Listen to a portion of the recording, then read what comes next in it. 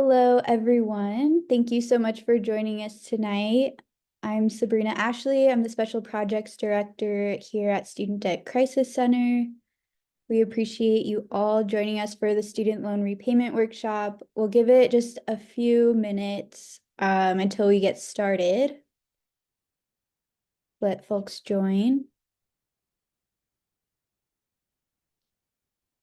And as you're joining, at the bottom of your screen on your toolbar, there's a Q&A function. You all can use that to ask questions tonight. That is the best way to get an answer from us. We'll be in the Q&A answering as many as we can. And then we will also be sharing resources in the chat.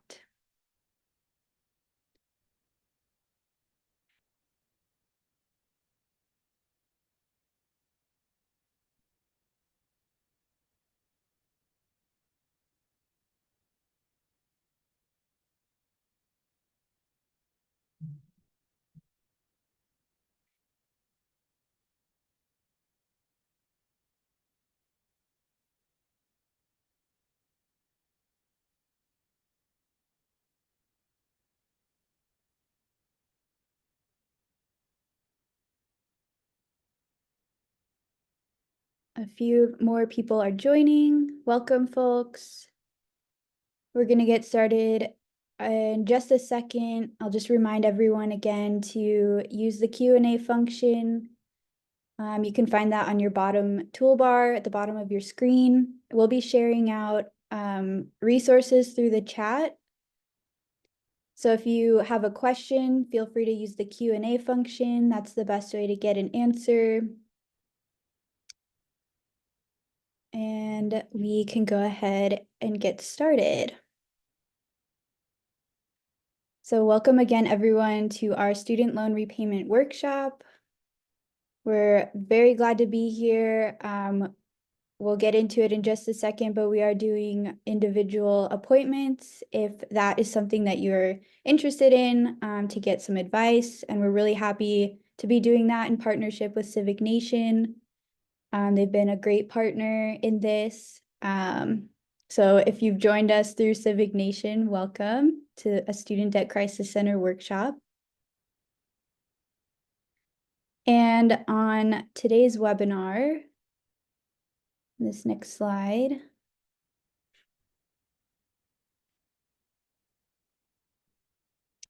Awesome, there it goes. We're gonna be covering loan types, repayment plans.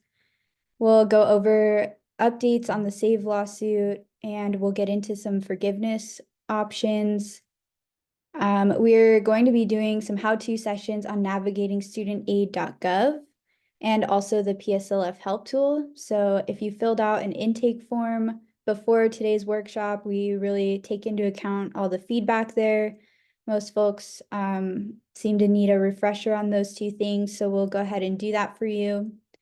And then just a reminder that we're not financial counselors or attorneys, we're just advocates and experts that are here to help.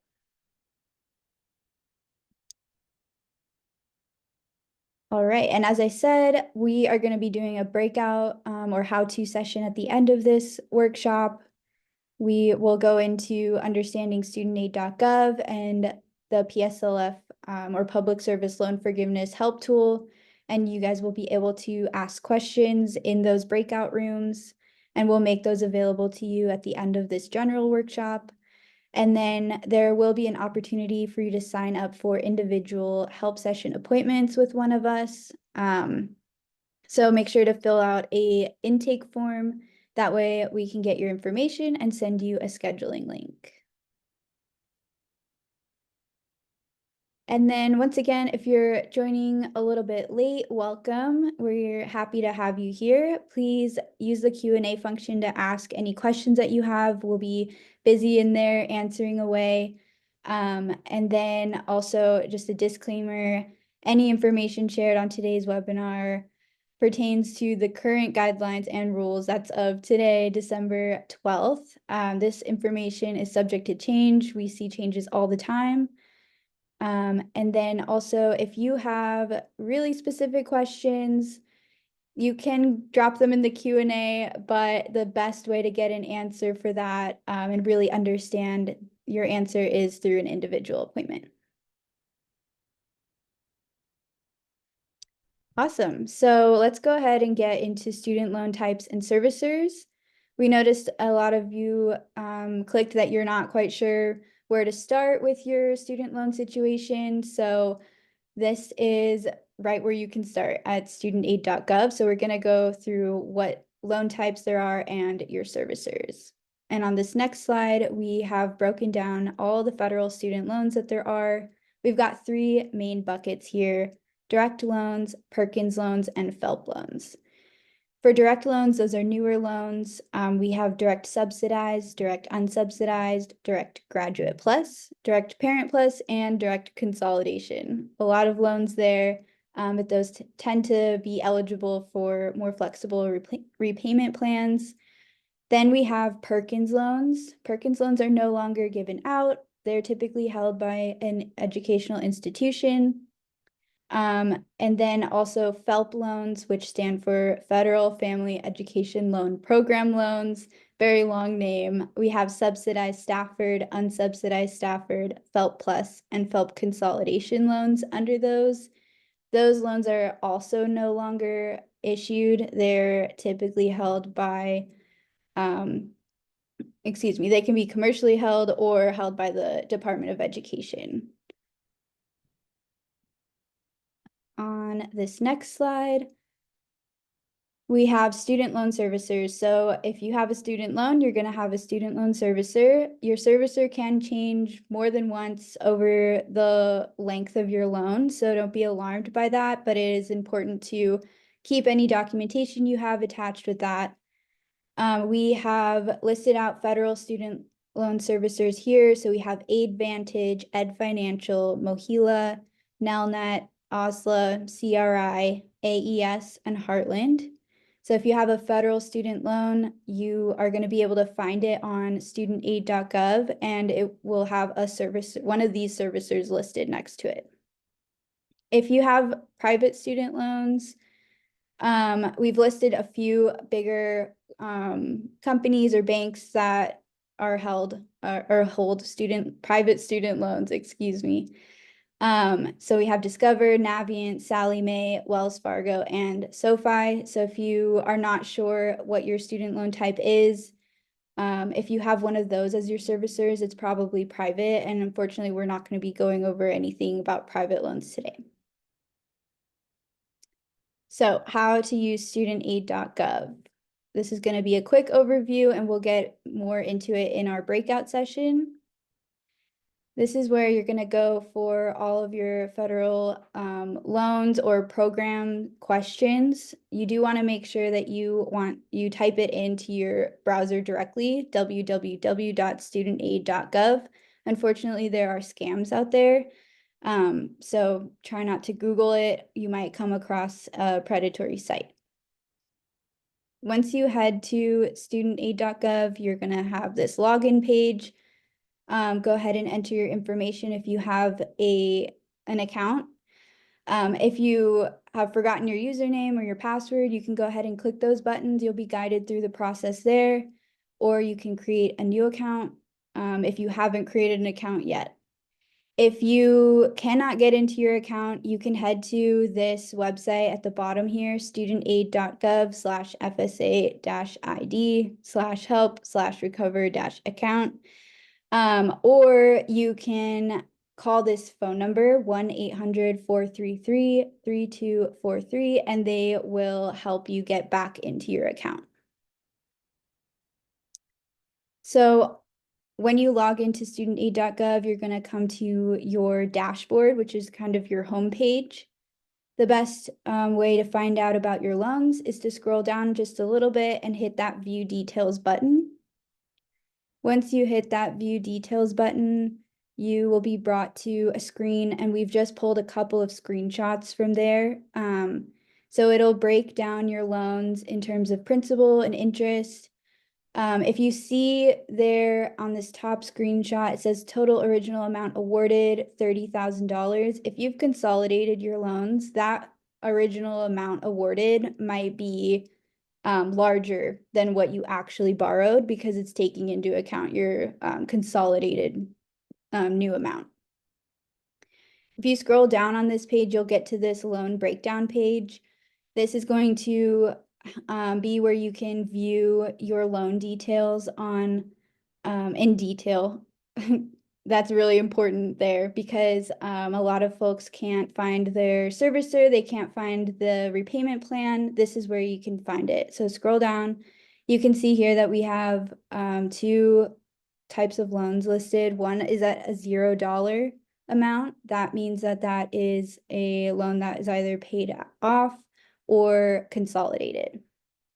So if you hit that view loans button that we have highlighted in red, you'll come to this next screen and you can see the breakdown and all the details about your loan. So you can see that this is a subsidized loan.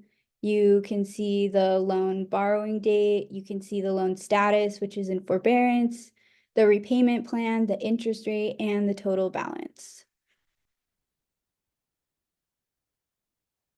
Awesome. So we'll go ahead and get into student loan repayment options. So when you first enter repayment, you will be kind of popped into this 10-year standard repayment plan, which is pretty much what it sounds like. It is a repayment plan where they take your loan balance and split up your payments into equal payments for 10 years, and then you will pay it off. However, that is not feasible for a lot of borrowers or affordable. So there are a lot of other plans available. On this next screen, we have a breakdown. So you can see the standard plan in the middle there. We also have alternative plans, graduated repayment, extended graduated repayment. Generally, those you pay less at the beginning and your payment amount increases as time goes on. And then we have the income-driven repayment plans. So we have SAVE, IBR, which is income-based repayment. We have PAY, which is pay as you earn, and ICR, which is income contingent repayment. Right now, PAY and ICR are unavailable, but they will be back online on December 15th. And we have SAVE highlighted in red there because of the ongoing litigation. And with that, I'm going to go ahead and toss it to Sabrina Calazans, who will go over income-driven repayment plans. Thank you, Sabrina Ashley. All right, we have a lot to cover, so let's jump right in. And I do want to let folks know that have been to our workshops before, we do have a lot of new information today, so hopefully you can learn something more. All right, so as Sabrina Ashley said, there are income-driven repayment plans. So what are they and what are these benefits? The payments for an income-driven repayment plan is going to be calculated as a percentage of your discretionary income. So it's going to be based on your income and your family size, not your loan amount, which is really great for folks who have higher loan balances. These monthly payments can often be more affordable than the standard plan. That is another benefit. It is especially helpful for folks who have lower incomes, those who may have lost a job or who have decreased incomes. If you're a seasonal worker and you're not working, during one point in the year, you can always call your servicer and recertify your income, let them know that it's decreased or that you're not making any income, and essentially they will lock in a lower monthly payment for you for 12 months, which is really helpful. At any time that your income decreases, you can give them a call. Another benefit of an IDR plan is that it prevents delinquency and default. We're going to cover what those two definitions mean shortly. As I said, the payment will be locked in for a year. But the downside of the IDR plan in comparison to the standard plan is that it does extend the loan repayment period. So the standard plan is going to be 10 years of repayment, and an IDR plan will vary between 20 and 25 years of repayment. Generally, the rule of thumb is that if you have undergraduate loans, it's 20 years in repayment, and if you have a graduate loan, it will be 25 years. So, what are some examples of these IDR plans? A lot of folks, I've been looking at the Q&A here, a lot of folks are asking about the SAVE plan, and we're gonna have a whole section dedicated to SAVE, so we're gonna get more in depth on that, but I do wanna talk about what we're seeing here. Because of the litigation against the SAVE plan, the benefits of the plan are currently paused. Essentially, part of the SAVE plan included 10% of your income essentially was going to be calculated as your monthly payment. Same thing applied for undergrad and folks who had undergraduate and graduate loans. If you are enrolled in IBR, it will also look at 10% of your monthly payment amount.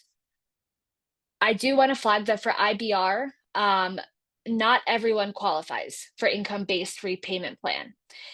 This plan, you need to demonstrate a debt to income ratio to qualify. So that is something that folks need to be aware of as you're considering what plan to get into. But it is a plan option for some folks.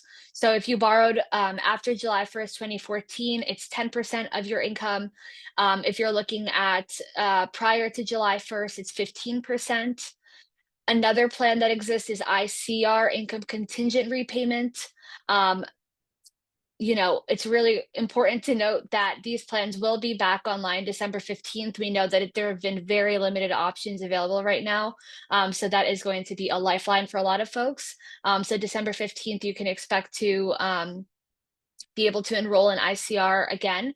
ICR tends to be the least generous plan. It's about 20% of your discretionary income calculated as your monthly payment.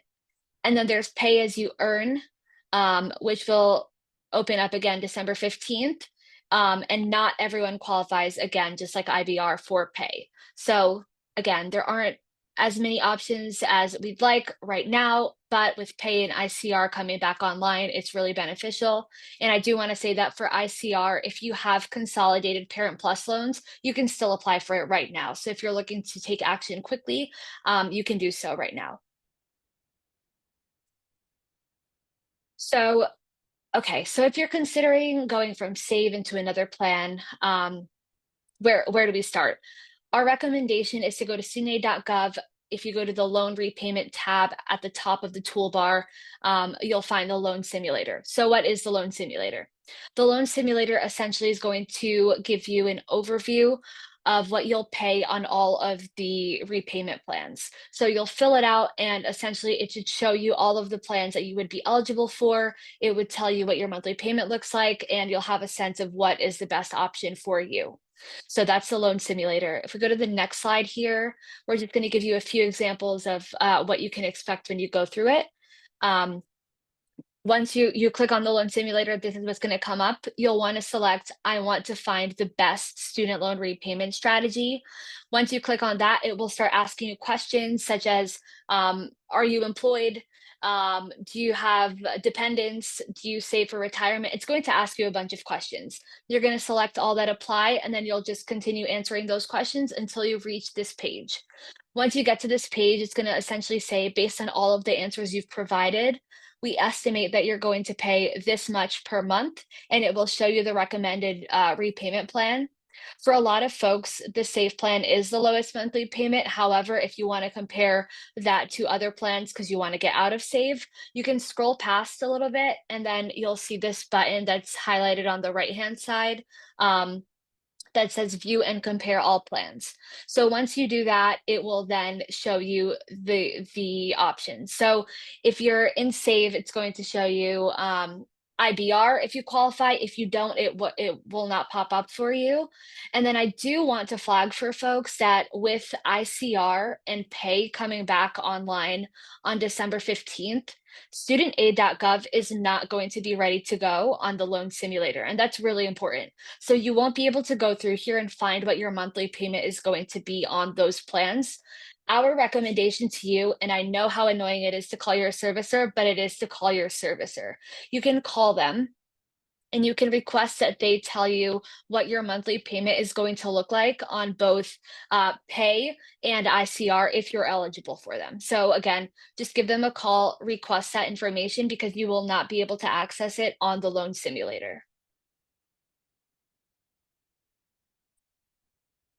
Okay. Another really important question for folks. What can I do if I cannot afford my monthly payments? So if you've gone through the loan simulator, that's our first place where we recommend you to start. If you go through it, but you still can't afford that minimum monthly payment on any of the plans, we want to make sure that you're protected from delinquency and default. So we recommend considering a forbearance or a deferment. Now, there are differences between the two, so let's talk about that. So forbearance allows you to temporarily stop making your student loan monthly payments, or temporarily make smaller payments.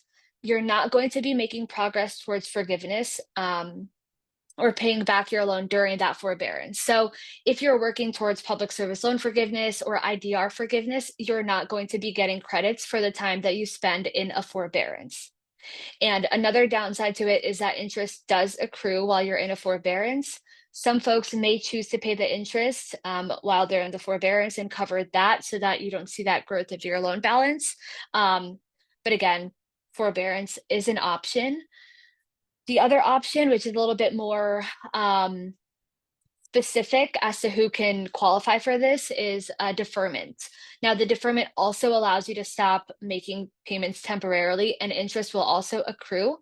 But some of the circumstances that could qualify you for a deferment include cancer treatment, economic hardship, a graduate fellowship, military service and post-active duty student deferment, a Parent Plus borrower deferment, rehabilitation training, or unemployment deferment. Um, Another example of a deferment that exists, but one that you're placed into automatically, is an in-school deferment. You don't have to apply for an in-school deferment, you'll be placed into that. However, if you are working for a qualifying public service loan forgiveness employer full-time and you want to continue working towards that and make payments, you can opt out of an in-school deferment. So that's just worth noting really quickly. So those are options if you cannot afford your monthly payments. Now, what happens if you don't make payments? Um, in September, on the 30th, this protective period called the on-ramp period came to an end. Essentially, if you didn't make periods during this 12-month on-ramp, you were not at risk of falling into delinquency or default. There was no negative consequences associated to that. But now that we are past this period, these consequences are back and are threats to borrowers. And so, what is delinquency? Delinquency is what happens the first day after you miss a payment. So once you're delinquent, you're going to keep getting notifications that you're behind on your payments. After 90 days of not making a payment, you're going to be reported to credit bureaus. So that's the first sign that the negative consequences are coming. So that's the first thing. If you continue to not make payments after 9 months or 270 days, you're going to be considered in default. Now, some of the consequences that come along with default include tax refunds being withheld, your wages and your social security garnished. So these are a lot more serious consequences attached to default. If you're currently in default and you want to get out of default, there are ways to get out of it. There's loan rehabilitation, in which you and your servicer are going to agree that you're going to be making some voluntary, reasonable, and affordable monthly payments as set by your servicer over a period of 10 months. So you're going to have to be making those on-time payments. It's a complex process. It involves a lot of long conversations with your servicer, but if it's the only option for you, we recommend getting out of default. And if you happen to never have consolidated your loans, or you have a loan that has been or a single loan that hasn't been consolidated, you can apply to consolidate your loans and essentially create a new one through the consolidation and enroll your loans in an IDR plan to ensure that you have a lower monthly payment and that you continue making those to prevent you from falling into default again. So there are options here for folks to get out of default, and we want to make sure that you don't fall into it in the first place. Okay. Now let's get into the lawsuits against the SAVE plan. I know that this is the bulk of the questions that we're seeing. So if you haven't been following along, there are current lawsuits against the SAVE plan, and this is impacting borrowers. So there are about 18 state attorneys general led by Missouri and Kansas who are suing to block the SAVE plan. The cases are ongoing, but because of the court orders, the Department of Education cannot offer the plan and its benefits while this litigation is continuing. So all borrowers who are enrolled in SAVE have been placed into a SAVE administrative forbearance because servicers cannot properly bill folks at this time. And shortly, we're going to get into what that means, or the differences between different forbearances. That is a common question that we're seeing here. During this specific SAVE forbearance, borrowers are not required to make payments and interest will not accrue. And I do want to flag that Mohila has sent out an email recently to a lot of folks saying that any time spent in a forbearance will see interest accrual. That is incorrect information and chaos being sown by Mohila. We have confirmed this with the Department of Education that interest is not accruing during this time.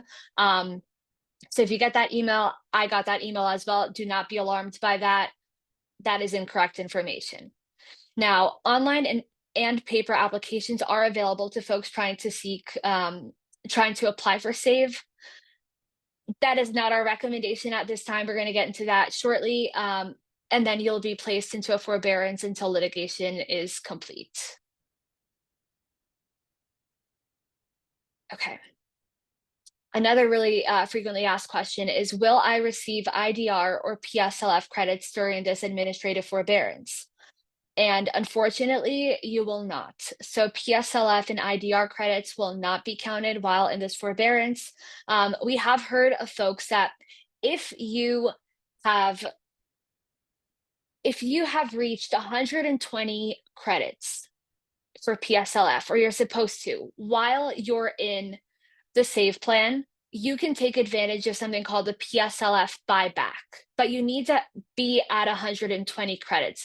There's a whole process that can come out of that. We're hearing that it's being processed finally, but that is something that we will talk more about on your one-on-one appointment if you're interested in this process.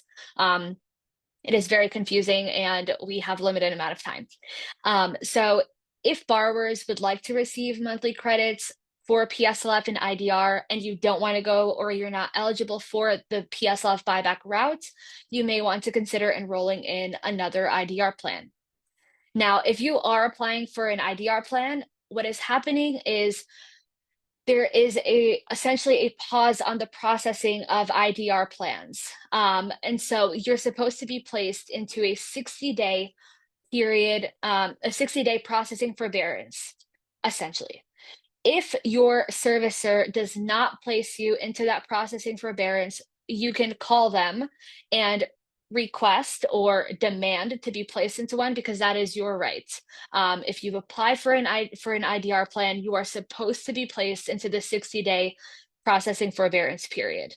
The time spent in this processing forbearance does count towards PSLF and IDR. However, interest is accruing during this time. So again, a lot of information, a lot of different forbearances happening, but you should be placed into one if you're applying for another IDR plan.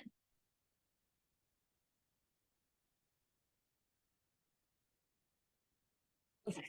So again, let's just go over the differences of the forbearances that are in place right now. So earlier we talked about a traditional forbearance. If you can't afford to make your payment, you can apply for this forbearance. You can do so via mail, online, or on the phone with your servicer. It is not automatic. Interest is going to accrue during this time, and the time in this forbearance will not count towards IDR or PSLF.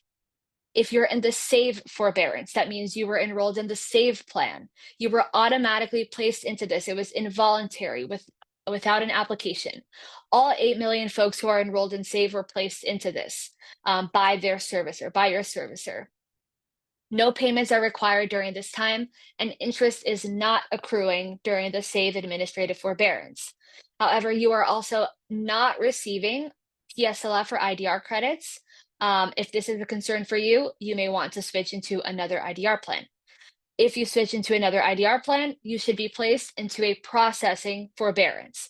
This is for folks to be placed into automatically by your servicer. If you are not, you can request to be placed into it. It's a 60-day period in which you are getting credits towards PSLF and IDR, and interest is accruing during this time. So again, a lot of different options here, some automatically and some that need to be applied for. So that is really important information to know. Another question, should I get out of SAVE and apply for another IDR plan? So again, you should consider getting out of SAVE if you want to continue making payments to receive public service loan forgiveness and income-driven repayment credits to work towards forgiveness, especially if you're very close to it. Um, we want to just be completely honest and transparent with folks. We do not anticipate the SAVE plan sticking around for very long. We believe it will be challenged. There's a very good chance that it will go away, to be very frank. We don't know what will happen. If that happens, we will be following along and we'll let you know. Um, but it would be a miracle, I think, if the SAVE plan stuck around. So that's why a lot of folks are considering getting out of SAVE. But you might want to consider just sticking with SAVE if you don't mind not receiving those PSLF or IDR credits. If you'd like to remain in an interest-free forbearance, right now you're not getting those. You're not getting interest added to your account, and if it just helps you in not having to worry about a payment right now. I know it's the holidays. A lot of folks are already on a tight budget. If you benefit from that, then you can just stay and save and kind of see how things play out with the incoming administration as well. So how can I apply for an IDR plan? So if you do want to apply for an IDR plan, you can do so either online or through a paper application. So as Sabrina Ashley said earlier, studentaid.gov is a one-stop shop. You can go onto the website, you'll find the application online as well as a paper form. If you do the paper form route, you can mail it to your servicer, or you can do the paper form and then upload it to your servicer's website and submit it that way. Um, if you are applying for an IDR plan, it's important to note that you will need to provide income documentation. That could be a recent tax return or transcript, a W-2, a pay stub, a bank statement, interest or dividend statement. That is important information to have on hand. You cannot complete the application without having that. And then it is also worth noting that because of all of the processing delays and pauses, it is taking a really long time. We've heard from the folks at the Department of Education, they're going to start processing IBR applications soon, but we know there's a huge backlog there. And then once ICR and pay are back online for everyone, they're also going to process that. But again, things are moving quite slowly. And a reminder, you should be placed into a processing forbearance if you apply for another IDR plan.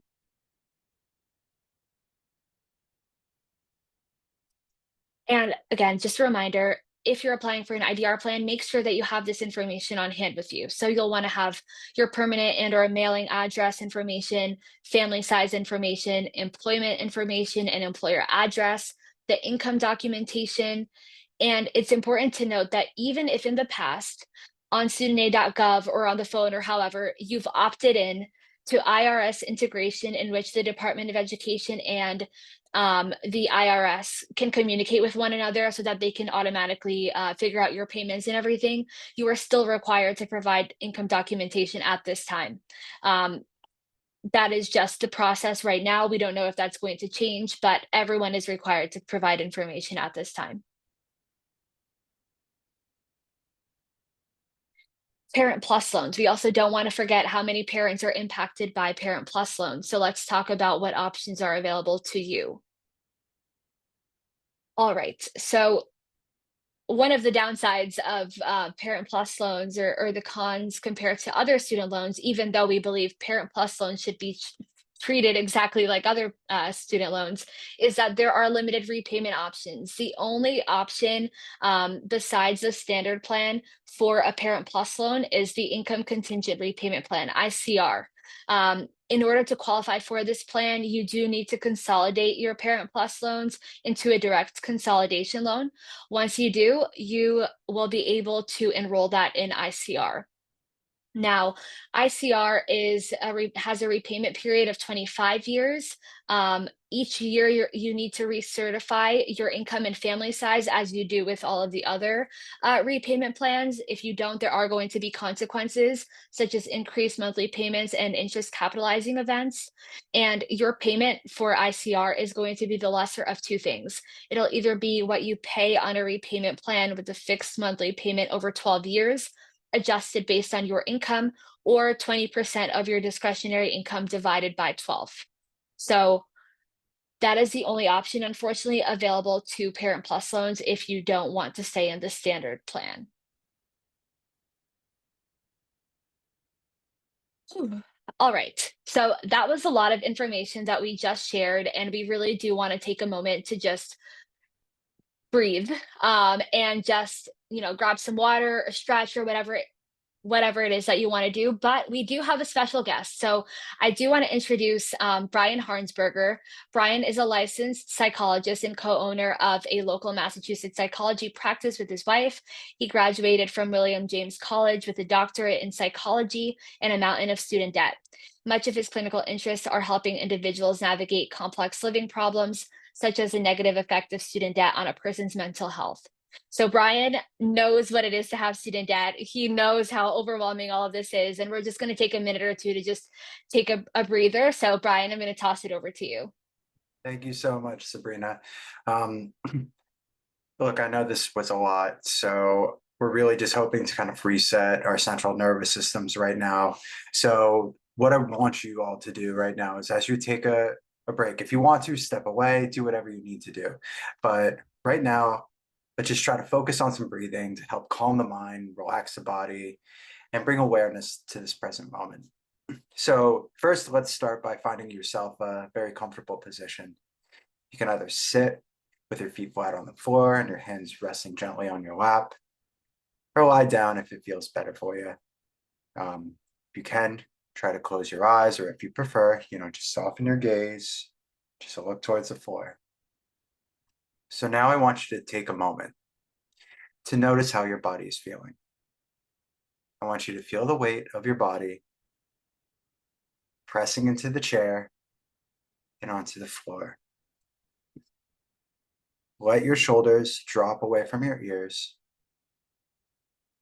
I want you to feel the support beneath you and allow yourself to settle in to this stillness. Now I would like to bring some attention to your breath. There's no reason to change your breath right away. Just observe it right now. Notice the rhythm of your breathing as the air flows in and out naturally.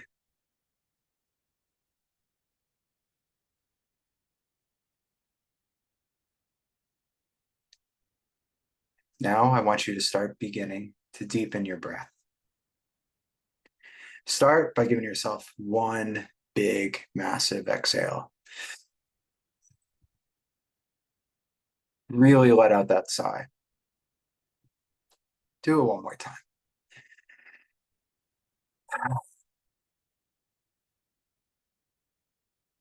Then I want you to inhale through your nose for the count of 4. Hold your breath for the count of 4. And then exhale slowly out of your mouth for the count of 6. So let's try that. Inhale through your nose. 1, 2, 3, 4. Hold gently for 1, 2, 3, 4. And exhale out of your mouth for 6, 3, 4, 5, 6. Now let's try that again. Let's try it at your own pace.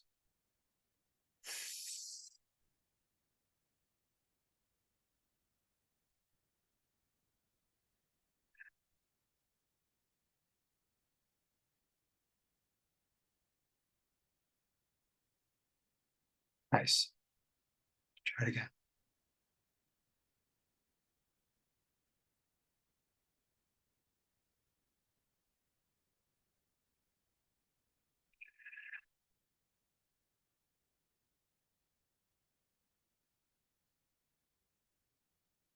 As you continue to breathe in deeply, notice how your body feels with each inhale and exhale. Feel your chest and your abdomen rise and fall. If your mind starts to wander, gently just bring it back to your breath. There's no need for judge or control your thoughts. Just let them drift, drift, drift, drift, like leaves down a stream.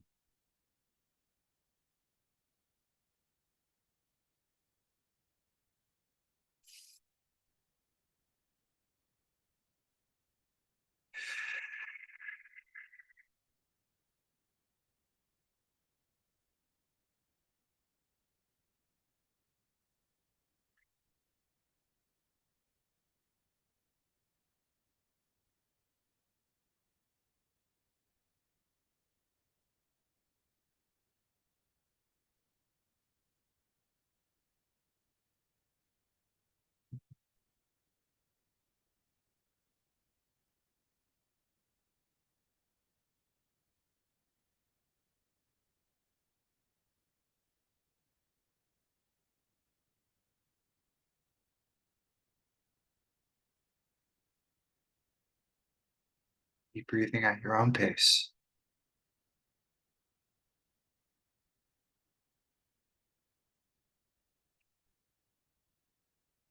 Any stressful or anxious thoughts, just notice them flowing down that river, riding down on those leaves.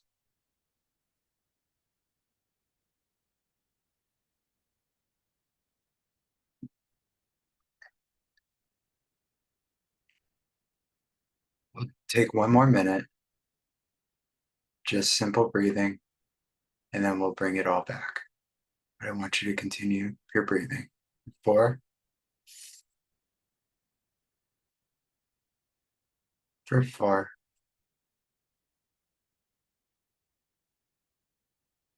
and for 6.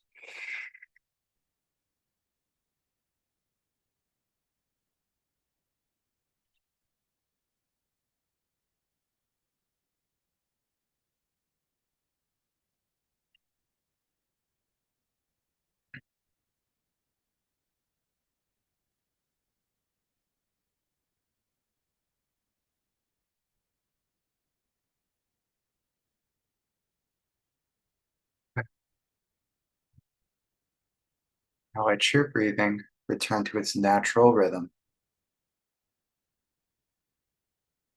Take a moment to notice how you're feeling. It would be nice if you're feeling a little bit calmer, if your chest is relaxed, if you're feeling more present.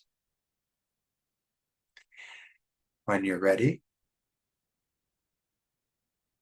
try to bring your awareness back into the room, back into the camera.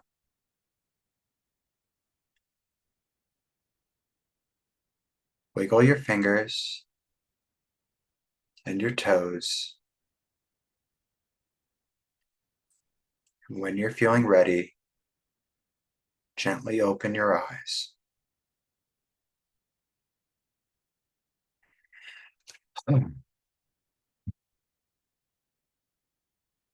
I hope you can take this sense of calm with you as you move through the rest of the day. And hopefully you can implement this exercise as needed when it comes up. We understand that this is a very stressful conversation. It's incredibly activating. It's really hard to focus in on a lot of this information when your central nervous system is just buzzing. So I hope that you're all coming back, feeling a little bit more centered, a little bit more attentive. And please just take the time right now to calm yourself until we segue into the next segment.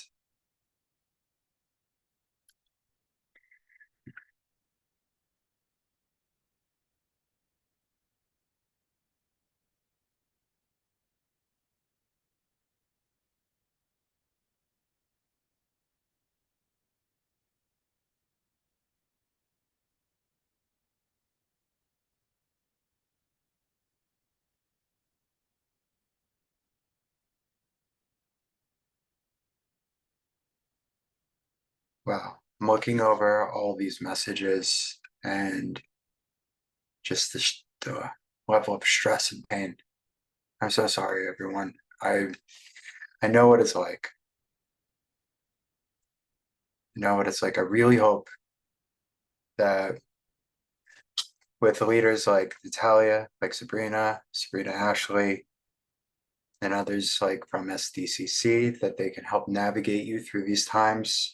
This is the best thing that you can do right now, is learn every single move that you possibly can right now.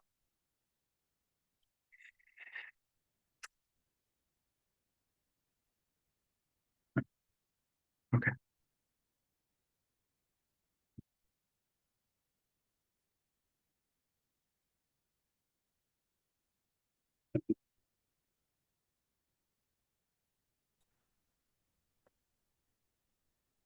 Spencer, do you think you're ready to segue? Yes, I'm ready. Thank you, Brian. Okay. Everyone, please be well. I hope you all have a restful and pleasant evening. Take care. Thank you. Well, I know all of this material, and I didn't know how much I needed that. And I'm sure that's true of a lot of people. I hope folks feel recentered and ready to talk about hopefully a little bit more hopeful topic within student debt, which is pathways to forgiveness. So, um, we will get started with public service loan forgiveness, which I know isn't going to be applicable to everyone, but we do want to talk about it because you may be unaware that you may qualify. So, the first few things to keep aware of is that on the next slide. The program started on October 1st, 2007, which means when we think about this program and we think about the service and the payments that you need to make, that is the earliest that the clock can start, is October 1st, 2007. Once you've made 120 qualifying payments that overlap with work in a nonprofit or government, and we'll talk in more detail about what qualifies, you will get forgiveness at the end of that. And all remaining debt is tax-free on the federal level and the vast majority of states. Payments and service do not have to be consecutive. It's just cumulative. So you can start your pathway through PSLF, maybe switch jobs to one that doesn't qualify, and you can pick up where you left off. There's a few things that you do need to keep in mind about PSLF. One is that you do need to have a direct loan. If you don't have a direct federal student loan, you can convert your loans through the consolidation process, which we'll talk about in a second. The second thing is, does your employer qualify? We'll go into detail in a second, but it's mainly the nonprofit sector and the public sector. Are you in the right qualifying repayment plan? That's an IDR plan or the standard plan. You do need to document your employment over the years using the PSLF form. And then at the very end, after you've done all of that, that's when you actually apply for that forgiveness. So on the next slide, the real benefit of PSLF comes through being enrolled in an income-driven repayment plan and doing that annual certification process. The whole goal is to pay as little as you are legally required to every month in order to get that qualifying payment and to defer as much of your loan balance to the end and to get that forgiven. You don't want to make any higher of a payment than you are required to, because every extra dollar that you make as a payment is one less dollar you would get as forgiveness. In terms of what does qualify in greater detail, as I said, sorry, my dog, you do need to have a direct loan, either subsidized, unsubsidized. And if you don't have a direct loan, you can do so by having a direct consolidation loan. For employers, it's all levels of government, local, state, federal. And that could be teachers, firefighters, a state worker, like a clerical worker. If tax dollars directly pay your wages or salary, that is a government worker that qualifies. So do 501(c)(3) nonprofits, which, yes, it's your sort of traditional social welfare or social service kind of nonprofit, but it's also a lot of other um, entities like nonprofit hospitals and others that maybe you wouldn't think of initially. In terms of repayment plan, the 10-year standard plan does count, but that's not going to really benefit most folks because you would be earning your 120th payment right when you finish paying off your loan through the standard plan. So being in an income-driven repayment plan is usually better. On the other hand, we'll talk about what doesn't qualify. Those FFEL loans, those older loans that we talked about, Perkins loans, any loans in default or periods of default are not going to qualify. And then private student loans aren't going to qualify under any circumstance. The asterisks on the first three types there indicate that you can consolidate those loans in order to make them eligible. And when you do consolidate, it's going to apply retroactively. So if you consolidate today, but you made payments and worked in public service previously, those periods will count. Some employers that we want to uh, clarify on, I mean, any clearly for-profit entity just won't qualify, but there are some gray area that we want to shed some light on. So government contractors, the vast majority of government contractors are for-profit companies. So even though tax dollars are sort of paying your salary indirectly, you're not directly working for the government, and so you wouldn't qualify. Labor unions and nonprofits that have a more political focus don't qualify. Um, if you work for a religious organization, as long as you are not actively engaged in preaching, basically, that could qualify under relatively new rules. And then repayment plans, periods of deferment, forbearance, or default, as well as the extended and graduated repayment plans. Those don't qualify for PSLF, but they may qualify for TEPSLF, but that is limited. Next, as I talked about, there is consolidation as an option. And this is really in order to qualify for programs like PSLF. So what is it? Despite the name, consolidation is more about converting older loans into the newer direct loans. Although for many borrowers, you are still combining multiple loans into one. The consolidation process can take anywhere from 30 to 60 days. The requirements are you have to have at least a single FFEL loan, whether it's standalone or consolidation, or multiple direct loans. If you're consolidating an existing direct loan, you do need to have at least an additional one to combine it with. And of course, it does have to be federal. So how do you apply for consolidation? There's an online application. Hopefully one of my colleagues can drop that in the chat. That is certainly the easiest and fastest way to do so, and it's the one that ensures that you don't miss anything. The paper application is pretty long and can be a little daunting, and so I would recommend using the online application if you can.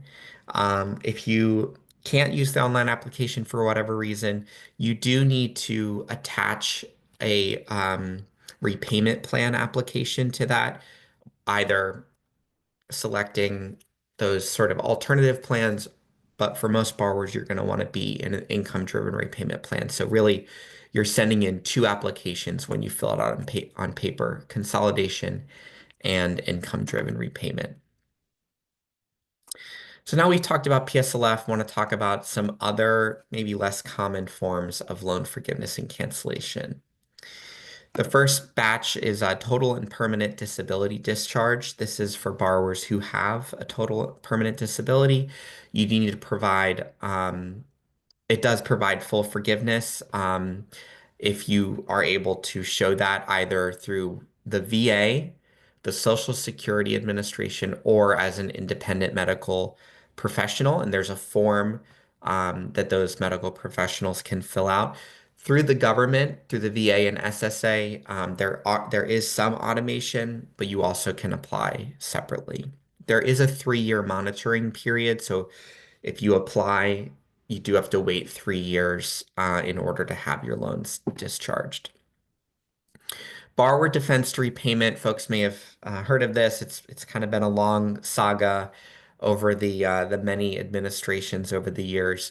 And I know many borrowers are in long-term forbearance given some of the ongoing um, litigation and implementation of this program. But if you're not familiar, you think you might be eligible, it is a program for borrowers who were defrauded by their school or their school misled them.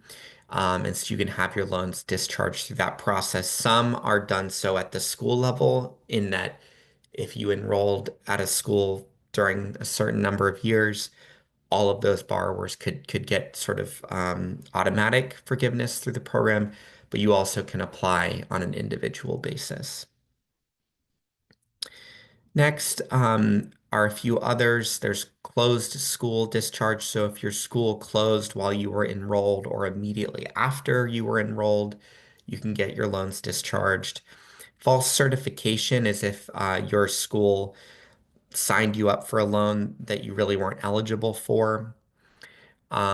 Perkins loan forgiveness is specifically for that program and has a series of employment-based eligibility, although you may end up getting more forgiveness through other options after consolidating. And then the last batch is teacher loan forgiveness. This is really for borrowers who might have a lower loan balance and have a shorter service requirement. So unlike public service loan forgiveness, the service requirement for teacher loan forgiveness is just 5 years, although it has to be at a specific low income school. And there's a directory online where you can look up to see if your school qualifies, and it does change year to year. Now, as long as you start service there, um, if the school status changes on you, you're still covered.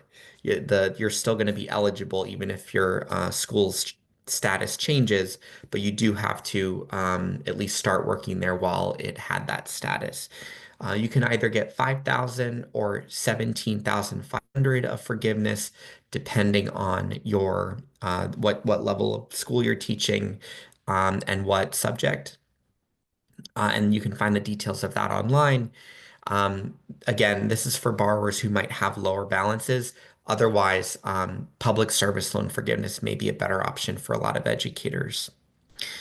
Unpaid refund is if you withdrew from school and your school was supposed to return that money to the federal government and did not. That loan can then go back to you as an obligation. But really, the school made a mistake there, and you can get a refund through that process. And then finally, unlike other forms of debt, student debt is not an obligation for the surviving friends and family of a borrower who may have passed. And so if you have a friend or family who had student loans, you can discharge them upon their death through a process, which again, you can find more information about online. Next, going to be talking about the student debt relief Plan B that many folks may have heard about over the last several months or even over a year. So what is it? Plan B is the effort that the Biden administration entered into after the Supreme Court struck down the 10 and $20,000 of forgiveness um, that was originally proposed. And on the next slide, it goes into a little bit more detail. So as it was originally proposed, it would, for those that owed more than they originally borrowed, it would reset you at that amount. So let's say you took out $25,000 in loans, but because of accrued interest, you now owe 40. The idea was that it would reset you at 25. It also would have provided forgiveness for people who would have been eligible but never applied for programs like IDR, for example. And there was an idea to make it automated as well for things like public service loan forgiveness. If you entered into repayment for 20 or 25 years ago, depending on whether you had undergrad or grad, it was going to forgive that automatically rather than having to go through some of the enrollment process of IDR. It also would provide forgiveness for those enrolled in low financial value programs, basically sort of automating the borrower defense program, as well as those experiencing financial hardship defined by, other debts and maybe having the student loans for a very long time.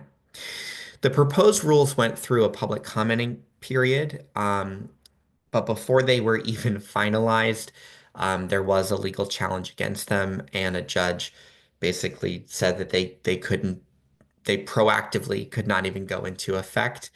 And the likelihood of these taking effect before or during the incoming administration is sadly extremely low. It would be up to a future administration to sort of continue to roll them out, and it would be up to them to defend them in court if they were challenged. And neither of those are quite likely under the incoming administration. In other words, unfortunately, Plan B is very unlikely to go into effect given the incoming administration. So speaking of which, what steps can you take to prepare for some of the changes in the student loan system underway right now, as well as those that are on the horizon after January 20th? So one, make sure you know who your student loan servicer is. Save any communication, documentation you receive from them.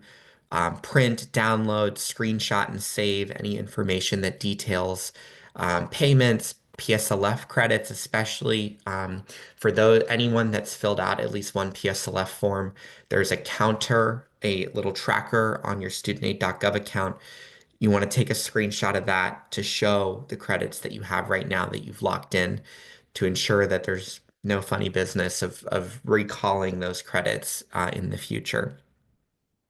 You may also want to consider enrolling in IBR. As we talked about, there are some specific qualifications. Not everyone can enroll, but if you are eligible, that actually really would be one to enroll in. Unlike the other three IDRs, remember IDR is an umbrella term and concept, and there are 4 actual plans under that umbrella. Well, one of those, IBR, is actually created by an act of Congress. And so it's the most secure. In order for it to go away, Congress would have to pass a law to repeal it. And even considering the makeup of the incoming Congress, that would be extremely unlikely. So I think it's fair to say that IBR is here to stay for the time being. We don't know what will happen to the other IDR plans, but we certainly will continue to communicate those changes.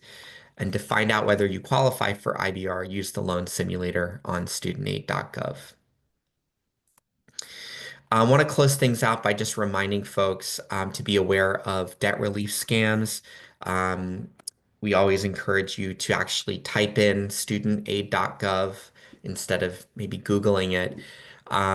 There are unfortunately a lot of bad actors out there who try to ask borrowers to pay for advice or promise relief in a quick step. As we've seen, student debt relief is not easy and doesn't come fast. So we really warn you against those. We really would encourage you never to pay for student debt help. We never charge for it. Everything that we do is for free for our supporters.